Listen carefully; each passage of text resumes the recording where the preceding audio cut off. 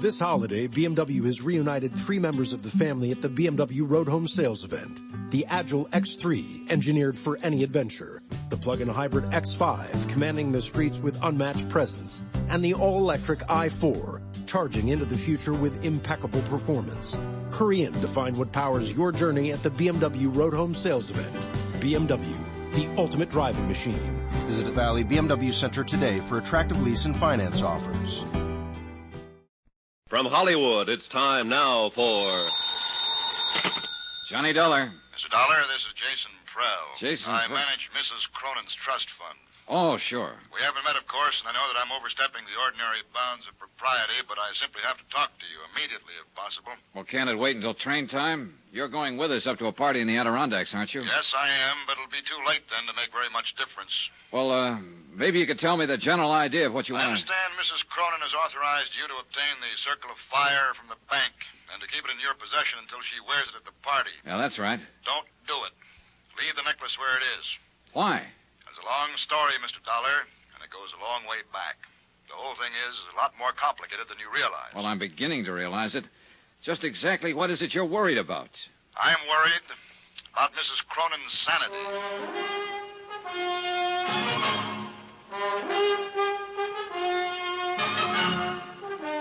Tonight and every weekday night, Bob Bailey in the transcribed adventures of the man with the action-packed expense account, America's fabulous freelance insurance investigator. Yours truly, Johnny Dollar.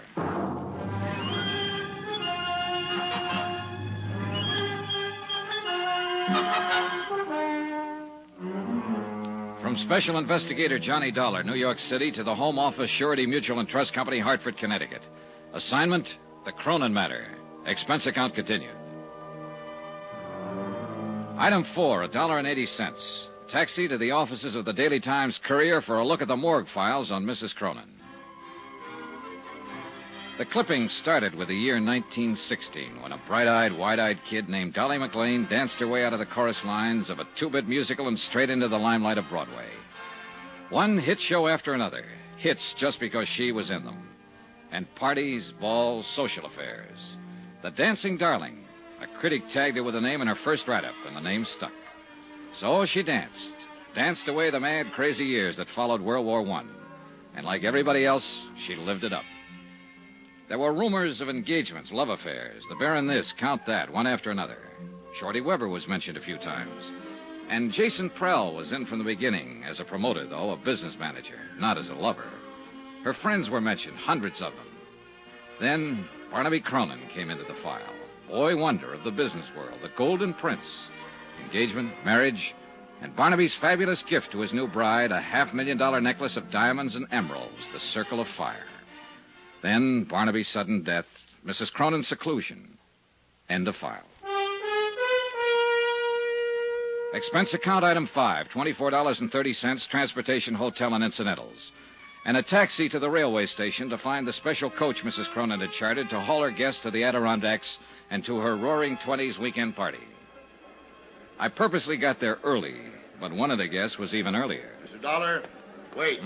You are Mr. Dollar, aren't you? That's right, but I don't Prell, think... Jason Prell. Oh. I thought you might come down early to meet the bank messengers. Thank heaven you did. Well, I'm afraid I don't... Dollar, I've known Dolly McLean and Mrs. Cronin for over 35 years.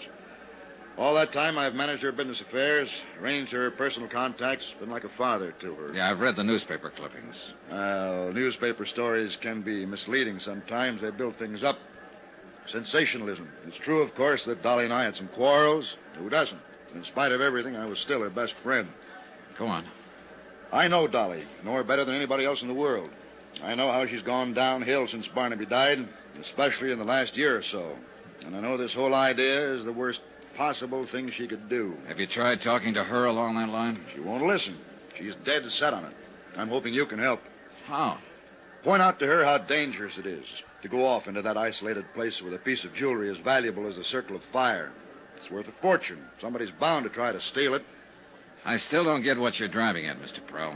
But I just told you. It's the risk that's involved. To whom? Mrs. Cronin, of course. She knows about the risk. She's willing to take it. She doesn't know what she's doing. Hey, you said something on the phone about her sanity. Are you trying to imply that No. she's... Not yet. but she's not well. She's burned herself up back in those early years, and she hasn't much left. The only thing that keeps her going has a crazy kind of belief. Belief? Dolly believes in people. So do I, Mr. Pearl. Well, yes, of course. But Dolly's whole thinking hinges on it. All the people she knew back in the heyday, the people she calls her friends, in her book, they can do no wrong. She lived in a dream world, still does, like a fairy princess. But it never really existed. Things weren't like that back in those days, Mr. Dollar. So I've heard. Most of the people she thought of as friends were only trying to use her. Barnaby and I would block them off, take care of things when things had to be done, and let her go on living happily in her never-never land. And now, that's the only land she has to live in. Is that what you mean? Exactly. Why, some of those friends would cut their mother's throat for a tenth of the value of the Circle of Fire. Those are the guests she'll have at their party. Well, I've already been told once that somebody will steal that necklace before the weekend is over. Do you want to add your prediction? I think somebody will try. And that's all that's needed to start that dream world of hers falling apart and to make her face things the way they are. May I ask you a question, Mr. Pearl? Oh, yes, of course. This trust fund you're managing that her husband left for her, just how big is the setup? Barnaby Cronin was a wealthy man, Mr. Dollar, but he had his ups and downs like every business investor. The capital is adequate for her support, but not much more. Is the necklace a part of the trust capital? It's her own personal property. Otherwise, I could have prevented it from being taken from the bank. You have complete control of the trust. Yes. Barnaby knew that she had no understanding of business matters. I see. She's old, Mr. Dollar. Older than her years. Tired. All that keeps her alive is her belief in the past. Yeah, her dream world, where everybody loves her and protects her, where she's still a dancing darling. And if that dream world is destroyed, she'll be destroyed along with it. Now, phone the bank, Mr. Dollar. Ask them not to bring that necklace here. I'm afraid they think I was crazy. Why? Because I've got it with me, Mr. Pearl. I picked it up myself 2 hours ago. Then heaven help us all.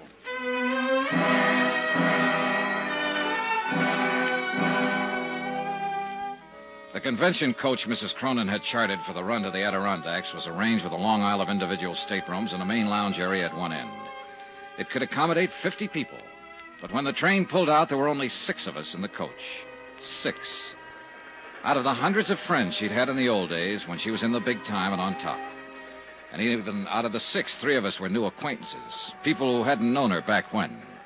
I was there, of course, because I'd been hired to be there to protect her fabulous necklace. And Sylvia Blake, still playing it tough and cynical, was probably hoping for a magazine article, or hoping for something. But the third newcomer, there was the question mark. I think this whole thing is just too exciting for words. Don't you think it's too exciting for words? Well, I know who you are, of course. You're Mr. Johnny Dollar, and you're supposed to protect those fabulous jewels. And I'm Laura Dean. And I think we ought to call each other Laura and Johnny, because after all, it's a party, isn't it? Up till now, I was having doubts. You're, obviously not one of Mrs. Cronin's friends from the old days. Oh, no, I just met her back there at the station. You what? Well, I talked to her on the phone, of course. She sent an invitation to my aunt, who was a very dear friend of hers, only they hadn't seen each other for years, and she didn't know my aunt had passed on over a year ago. So I phoned her and told Mrs. Cronin, I mean, and she said for me to come to the party, she'd like to meet me, and I wouldn't have missed it for anything. Yeah, well, Johnny, do you think they'll really have champagne in bathtubs like they used to back in her time? If they do, it'll get awful wet out. There are only 6 of us to drink it. Oh, gosh, I don't see how you can call 6 people a party. Well, the thing is, we'll all be in there trying hard. Now you're joking me. I'll bet you're fun at a party. Oh, wait till you see the act I do with the lampshade. Who did you say your aunt was? I don't think I said who.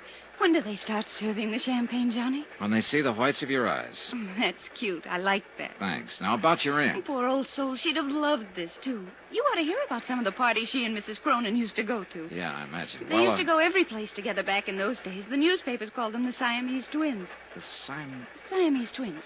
That was just an expression. Fritzie Morell. Is that what you're saying? That you're Fritzie Morell's niece? Sure. Did you know her, Johnny? No, I never met her. Oh, you'd have liked her. She was a lot of fun. Loved to party. Gosh, I don't think they know people like this. She kept babbling on, and I listened to her, tried to figure her out. The chatter was smokescreen. Underneath it, she was cool, sharp, and shrewd. I didn't know what she was up to, nor why she was here. But I did know one thing. Fritzie Morell had died about a year ago, true enough. But she'd left no surviving family and no niece. Laura Dean was a liar.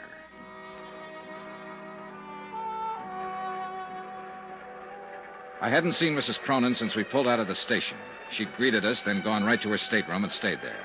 And when I saw Jason Prell come hurrying from that direction, I could read the look on his face even before he reached me. Mr. Dollar, please. Mrs. Cronin? Yes, go to her at once. What is it? What's wrong? She was suddenly taken ill, very ill. Hurry.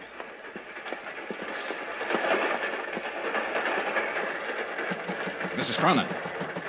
Well. Oh, I'm all right now. Oh. It was just nerves. I've had it before. My doctor in New York gave me some tablets to take whenever... Are these the tablets? This bottle here? Yes. You know what they are, Johnny? Yeah, I know. All right. So he does say it's my heart. But he's wrong. It's just nerves. Yeah, sure. That's not why I sent for you, Johnny. You have the necklace. Yeah. Want to see it? No. I'll wait until it's time to wear it. Johnny, I've written something here. I'm going to sign it, and I want you to sign as a witness. Well, all right. Unless you'd rather have Jason Prell. Jason would argue about it. There. Now you sign. There you are. Keep it for me. Do you mind if I know what I've signed? Of course not. Read it if you like. In the event of my death, I, Dolly Cronin, being of sound mind, bequeath the necklace known as the Circle of Fire to Sylvia Blake. Sylvia loves jewels. She'll appreciate it. Yeah, I imagine she will. She's not to know about this, you understand, because, of course, it'll be years before she gets it. Oh, sure it will. Now, you'd better try to get some sleep. I'm going to. And thanks, Johnny. It was nothing. You know something? I was heartbroken when they didn't show up at the station. All my old friends. But I've been lying here thinking, and I've finally figured it out. Oh? They all went on ahead. They'll be waiting at the house. They're trying to surprise me. Don't you think so, Johnny? I said yes, I thought so. But I was lying because I didn't think so. But she was still a dancing darling, and she had that way about her. You wanted to protect her. I didn't go back to the lounge. I walked down the corridor to my stateroom. It was night by then, and the corridor was only dimly lit. My stateroom was dark. When I opened the door, I caught a bare flash of movement. Too late. Oh!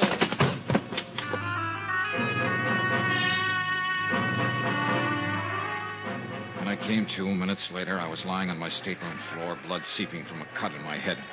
I felt in my inside pocket for the bulky leather case that had held the necklace.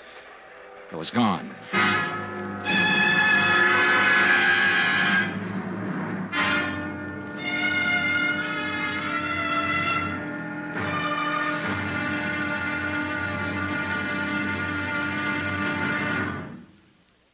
There'll be another intriguing episode in our story of the Cronin matter tomorrow. Tomorrow, an old love and an old hate. And violence breaks out at midnight. Join us, won't you? Yours truly, Johnny Dollar.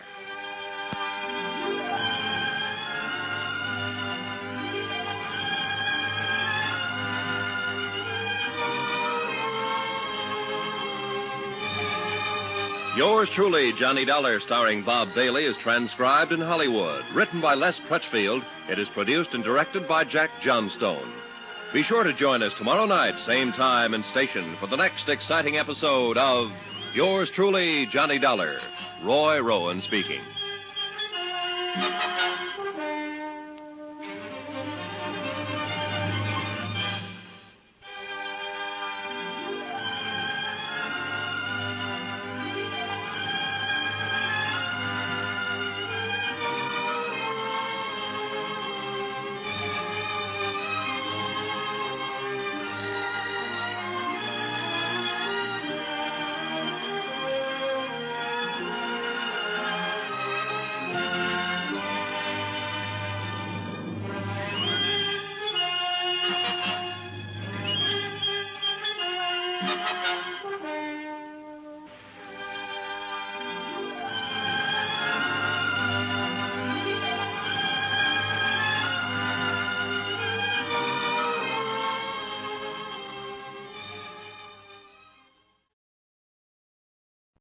This holiday, BMW has reunited 3 members of the family at the BMW Road Home Sales Event.